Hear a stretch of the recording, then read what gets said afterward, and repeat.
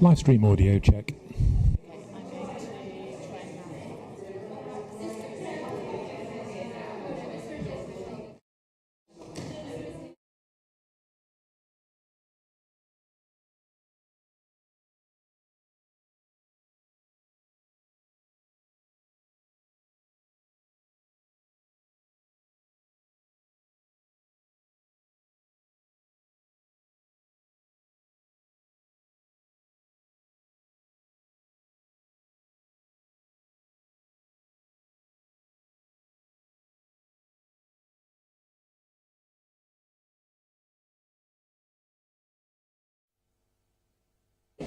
Live stream audio check.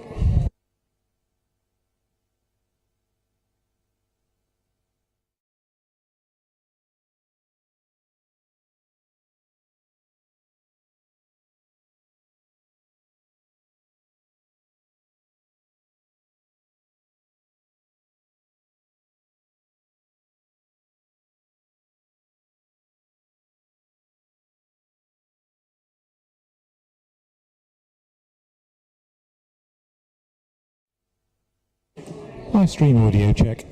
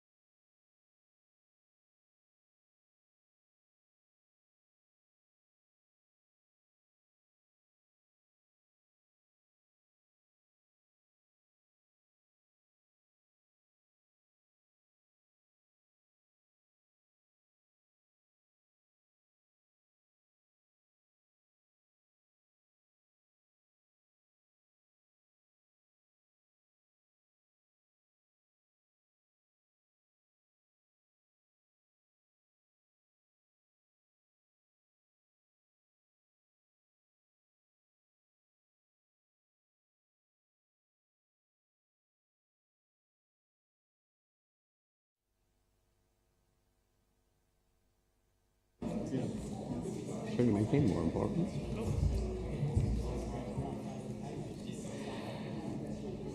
Right, good evening, members.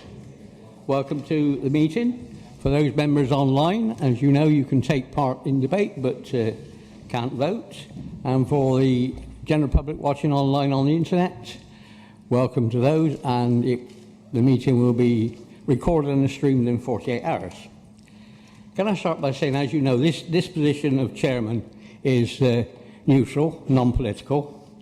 So for the first time in 45 years, I've not campaigned. And look what happened.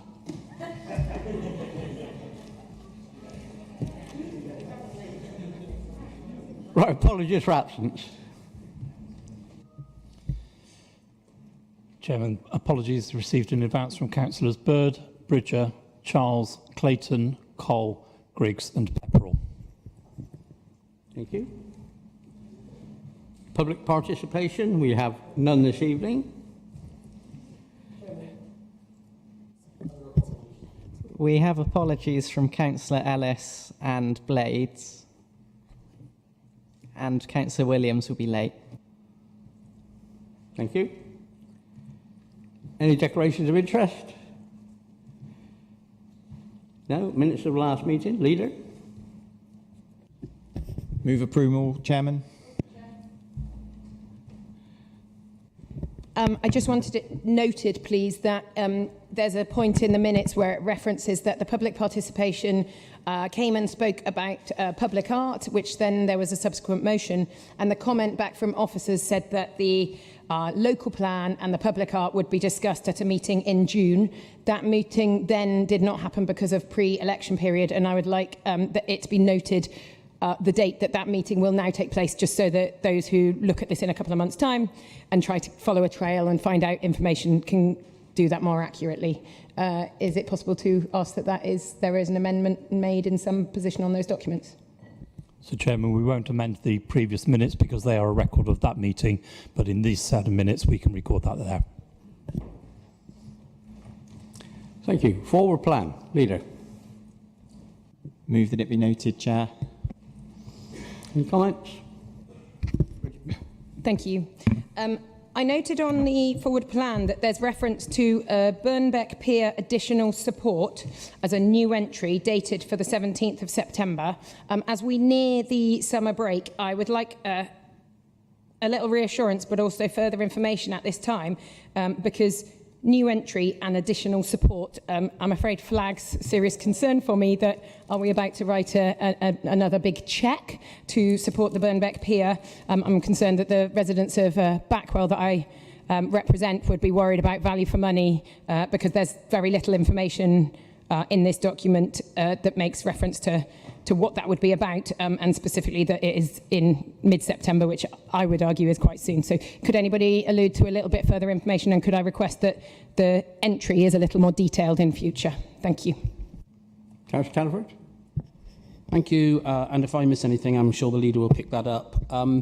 Yet this has been put in due to the in terms of the North Somerset levelling up work being done on the land side. That's all fine, no problems there. In terms of the detailed surveys which have been done by RNLI, there are some concerns about rising construction costs and the costs of these things. So we are looking at the additional opportunities around funding, particularly through the lottery, who have been very favourable towards us making those applications. So it has to go in the forward plan because it's a further application for funding. But in terms of the work we're doing, all on schedule, all going through as planned, and we should start seeing those buildings soon. And if Mike wants to add anything. I think the only thing I would add is that you framed your question as another big cheque, which would be incorrect, of course, because the council hasn't put any money beyond officer time into the project so far, and that continues to be the position. So if any decisions are required in September, and really it's a placeholder in case, we will absolutely bring more information back to colleagues about that. But at the moment, there's no change in the position. The council is not putting in any money. We are very much a delivery partner alongside RNLI and the funders, and there's no change to that dynamic. Thank you. Banwell bypass update, Leader.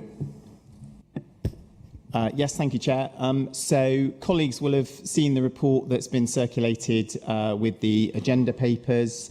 Although originally our expectation was that we would be bringing back a full report to this meeting to sign off on the contract award for the next phase of the design and build. We haven't been able to land that in time for this meeting, so the decision will be signed off in the next couple of weeks by the Director of Place. But because we recognise that members are really interested in what's happening with the Banwell bypass, we thought it was helpful to bring an update report to the meeting so that you're all in the picture. So you'll all remember that the previous contractor unexpectedly pulled out earlier this year. And since then, the project team have been working hard to make sure that the programme and project stays on track and try to find ways to bring on board a new contractor. So in the months that have intervened, we've been evaluating different options in terms of a procurement route for a new contractor. And we have continued to deliver some of the environmental works that were time critical as part of the Banwell Bypass project. So that's continued to happen over the last few months. We've continued with the necessary legal notices to ensure that the land acquisitions under the compulsory purchase orders were concluded. So very much all the right things to make sure that the programme remains on track.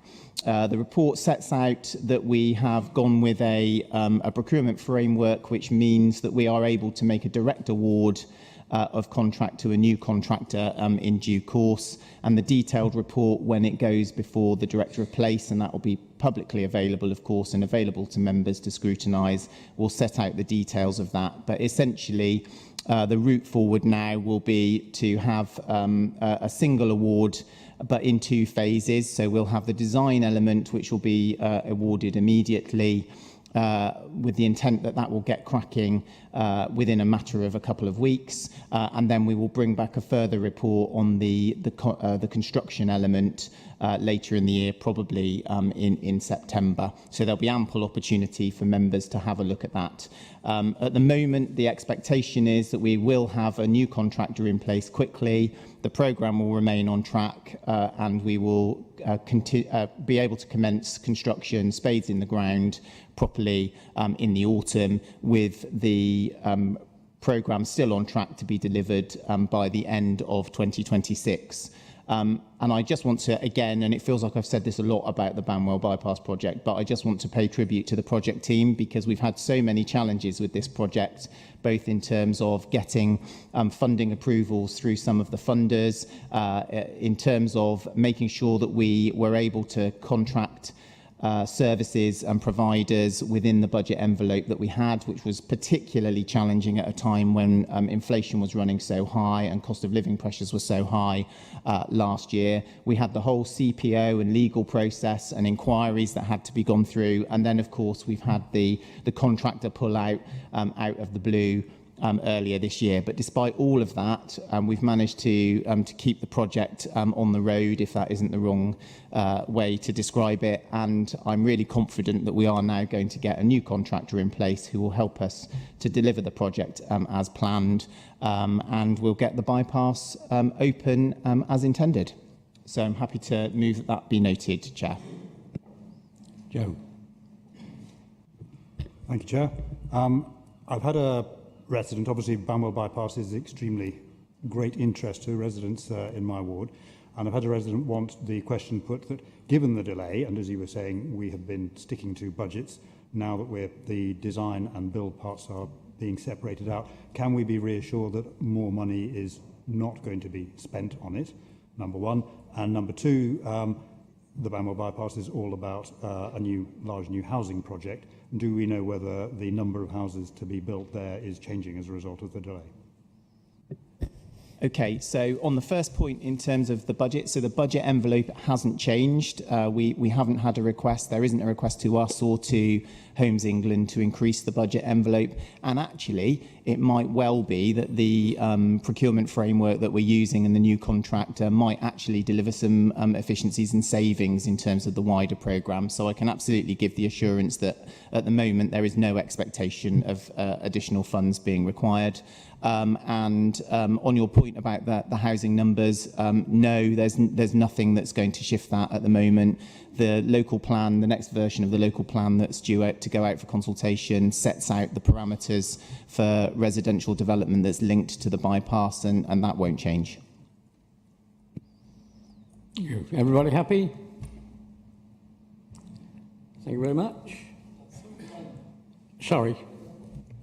Yeah, sorry. I had a question around like the housing again around it. Are we going to be seeing the infrastructure for the housing come in with the Banwell bypass at the same time, or are we going to end up seeing the road dug up in a couple of years afterwards to then put in, you know, all the sewage, water, all of these? So obviously any housing development will be in line with the new local plan when we finally adopt it, and will be subject to detailed planning. So that will include infrastructure and so on. So the bypass itself does not enable per se any of that detailed development, and that will all be subject to consultation through a normal planning application. So the answer is yes, there will be an element of further construction in the future if a planning application is approved. Thank you. Right. Corporate parenting report, Deputy Leader. Thank you. I'll be brief. This report, which is for noting, draws your attention to the new South West Fostering Hub, where we're coming together to back this shared mission to welcome more people into becoming foster carers and improve the experiences for our carers and the children. I want to take a moment really to thank all our current North Somerset foster carers and highlight how becoming a foster carer with a local council like ours is a really rewarding and meaningful experience. We offer robust training and ongoing support to our carers, and they provide we provide resources, guidance and access to social workers who really support and assist them. So by fostering with us, with North Somerset, you'll be directly impacting the lives of vulnerable children in your community. You'll provide a safe and nurturing environment for these children who may have faced neglect or trauma. Like all councils, we provide financial support and allowances for foster carers to help with the cost of looking after a child and help navigate the legal aspects of fostering so that you have the necessary information and support. And I know that we as council have worked very hard to really enhance the support we offer our foster carers. On a personal level, fostering, I know, having spoken to people, really enhances your life, your skills in communication, empathy, patience and understanding. It's a valuable experience that does enrich your life. But above all, you'd be contributing to the well-being of your community, helping to build a more supportive and caring environment for children who need it most. Overall, being a foster carer with North Somerset Council allows you to make a significant difference to the lives of children who are receiving the necessary support to navigate the challenges and the joys of fostering. We, all of us as corporate parents, want to thank our current foster carers for all that they do, and we'll do our best to go on supporting you. And we also aim to be champions and encourage people in our communities to think about joining them by getting in touch and finding a little bit more about what it entails. But I'd like to take a brief moment to hear from them in their own words together by looking at a very impactful video that we have, IT permitting.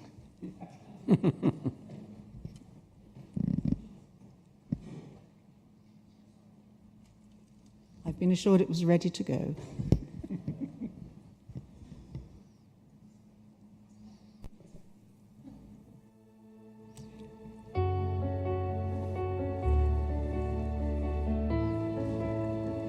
I wanted to talk to you about the foster care system.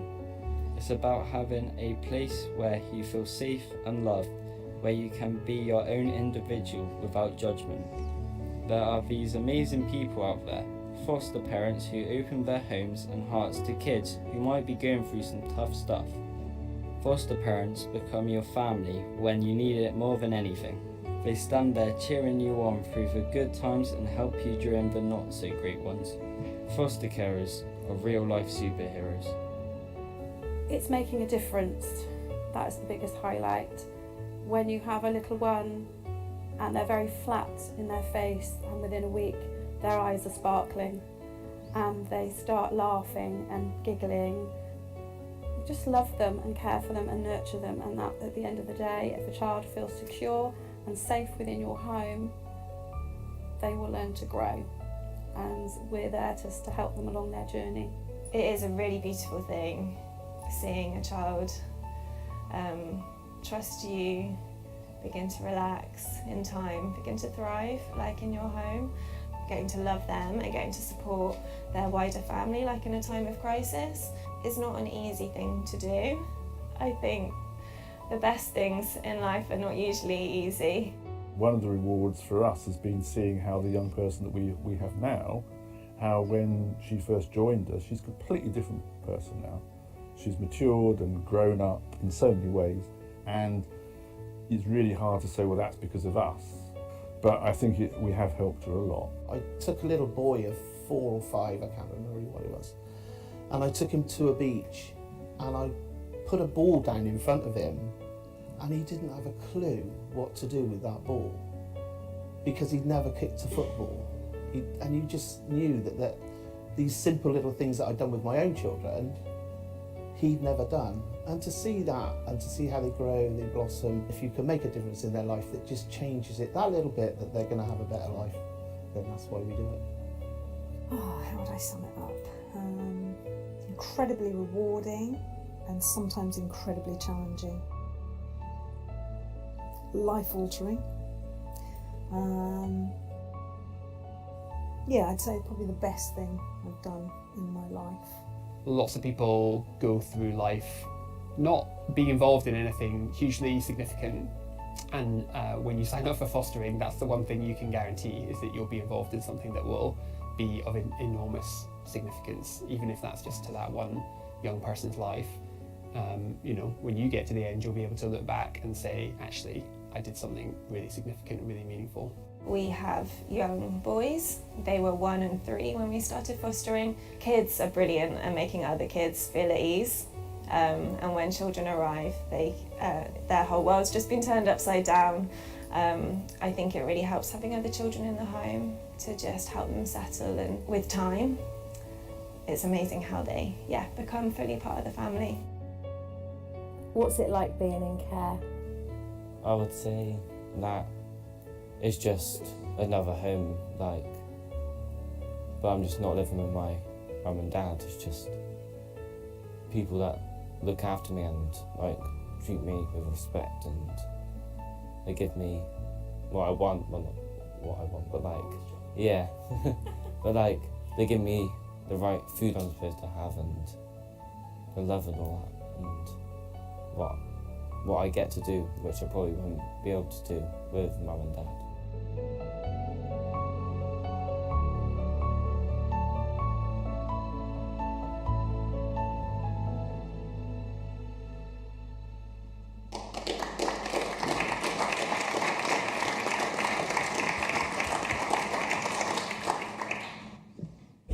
Well, thank you everyone for giving your attention to that, and I think it's quite impactful to hear from foster carers what it means to them and to the young people. So I'm hoping that will help you to go out into your communities and really feel that you can advocate for this.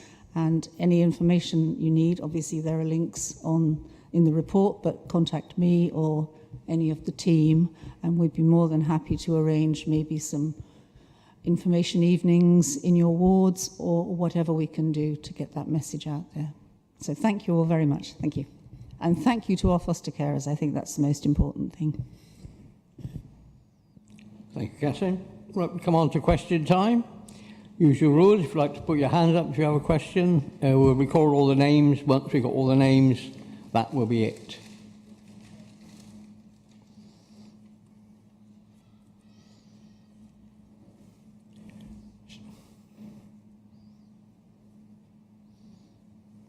Four, I think, haven't we?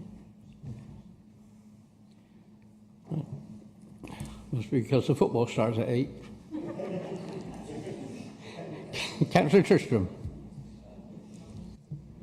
Thank you. My question was actually intended to be as a follow-up to Catherine's report, rather than in question time. At any rate, here it doesn't make no difference. Thank you very much for showing us that video. That was very affecting. The question which someone has asked me to ask is: are you able to tell us how many of our children, our looked after children, are in residential care, and what that costs out of our overall care budget? I don't have those figures to hand. I don't know if Claire has got them here, but we can certainly get them for you. Thank you. Councillor Smith.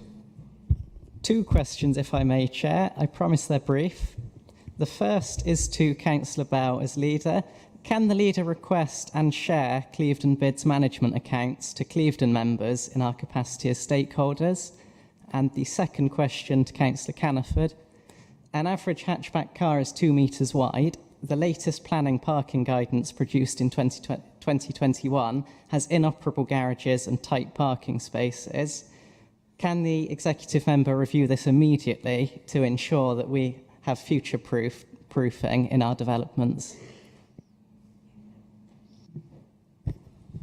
I can certainly ask. I would assume that the accounts are public documents anyway, but I can certainly ask, and if they're publicly available, I'm sure we can share them, absolutely. And yes, I can assure you, I'll look at that again.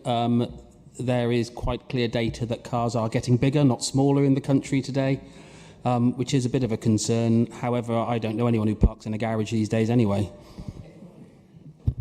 Thank you both, but I think they can't fit in the garage, or if they can, they can't get out again. I'll let you off with 2 questions this time, Councillor Smith, because your mother told me to be kind to you tonight.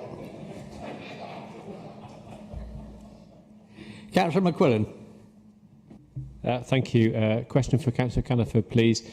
Myself and other colleagues in this group, and I'm sure in others, have been following the information that the new government is putting out quite closely around housing, around the intention in particular to revise the MPPF and looking at housing targets again. Is he able to provide some insight into how he feels this will impact the North Somerset draft local plan, please? Thank you for the question.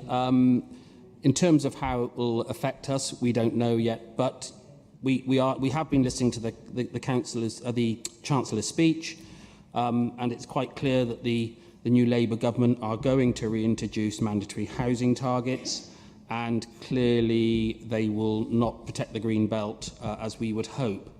However, we are awaiting a letter from the Deputy Prime Minister by the end of the month, which should set out the details of her speech, but we are very limited details currently. We do intend to carry on into executive next week and put the Reg 19 proposal forward, and we will obviously keep a track of and look at any changes that we may need to make, and clearly talk to Council about that with regard to housing numbers when we're more given more information on that.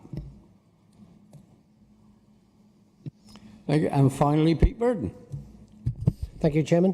Again, to Councillor Caniford. I've been in correspondence with you very briefly over 106 agreements, and my basic question is, can I ask you and the leader to put in place some form of mechanism whereby members can scrutinise or be aware of major 106 agreements in the district? One of the ones that I've been trying to find some information of for members' interests was actually signed off originally when I was an executive member, and I'm still trying to find out why it hasn't been fully progressed. And this reporting to members seems to have fallen off the radar in the last few years. Thank you, Councillor Burden.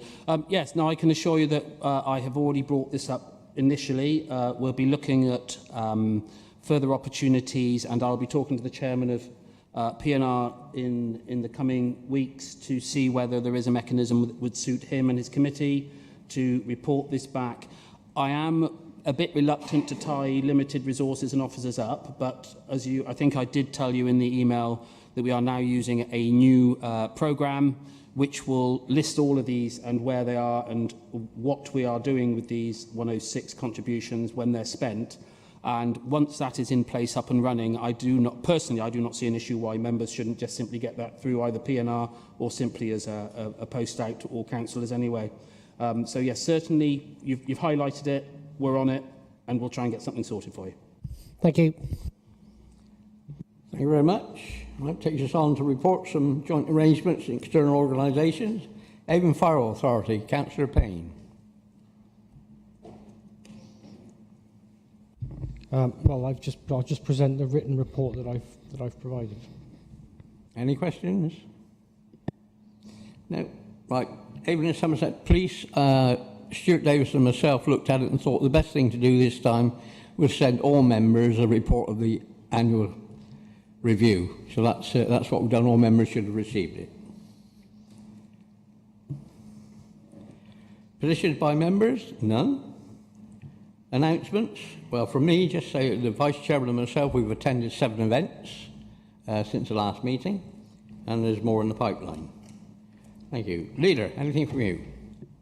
Just one item, Chair, and that's just, I think it's important for us to put on record our congratulations to the 3 new MPs representing North Somerset constituencies, so Dan Aldridge, Sadiq Al-Hassan and Tessa Munt. I'm sure, regardless of politics and everything that's gone on over the last few weeks, wish them every success and look forward to working closely with them in the interests of North Somerset. The Chief Executive has already contacted all 3 to invite them in for a briefing with us so that they can understand some of the challenges that we're facing and our shared priorities for the new government. And I think it's also appropriate, and I know the Chief Exec has also acted on this, for us to note our thanks to our outgoing Members of Parliament for their service, Liam Fox and John Penrose, and wish them well in whatever comes next. And that's it from me. Thank you. Chief Exec. Nothing from me to add nothing to add to Mike. Right, if I could just finally add, because nobody's come up with it so far, can I formally thank Philippa and the team for the excellent work that was done through the campaign and on the count, spending a long time, early hours of the morning, waiting around about 6 o'clock by the time I finished. So thank you for all the work that was done.